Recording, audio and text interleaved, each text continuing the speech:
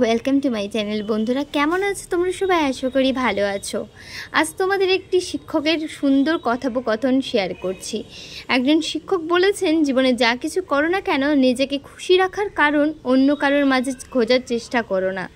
কখনো কারোর উপর স্টিম লেভেলে নির্ভরশীল হবে না, যাতে তোমার এক্সপেকটেশনগুলো পূরণ না হলে মন ছোট হয়, বিশেষ করে মানসিকভাবে।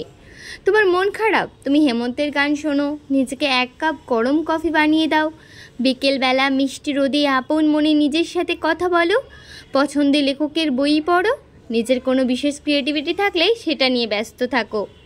অন্যকে ব্যঙ্গ করে স্ট্যাটাস লেখা, নিজের দুঃখ দুর্বলতা জনমুখে প্রকাশ করা কোনো বুদ্ধিমান মানুষের কাজ নয়।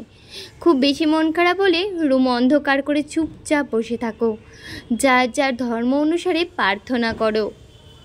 পুরনো কোনো স্মৃতি মনে পড়লে হাসো, কাঁদো, যাই করো, নিজের সাথে নিজের এমন একটা সুন্দর সম্পর্ক তৈরি করো যাতে নিজের মন খারাপের দিনগুলো একটা কাঁধেরও প্রয়োজন না হয়। যদি কোনো কাজে সফল হও, নিজেকে ট্রিট দাও। যদি অকৃতকার্য হও, নিজের সাথে অভিমান করো, নিজের সাথে প্রতিজ্ঞা বোধ হও। তবে অন্য কারোর চোখে নিজের পারফরমেন্স খোঁজার চেষ্টা করো না। অন্যের চোখ দুটো তোমার শুধু ত্রুটিগুলোই দেখার জন্য রয়েছে, তোমার গুণগুলো খুঁজেই পাবে না তারা। তুমি কষ্ট পাবে, পারলে তুমিই পারবে। রেস্টুরেন্টে একা বসে খাওয়ানোটা নর্মালাইজ করতে হবে। পার্কে নিজের সাথে সময় কাটানোটা হাস্যকর কেন মনে হবে? যদি সম্ভব হয়, নিজেকে ভালো কিছু গিফট করো।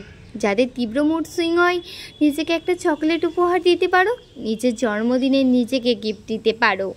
অথবা পাড়ার দেখবে সুবিধা বঞ্চিত শিশুদের সাথে জন্মদিনের আনন্দটা ভাগাভাগি করে নিতে কি মজাই না লাগবে। নিজের পছন্দের ড্রেসটা টাকা জমিয়ে হলেও নিজের জন্য কিনতে পারো।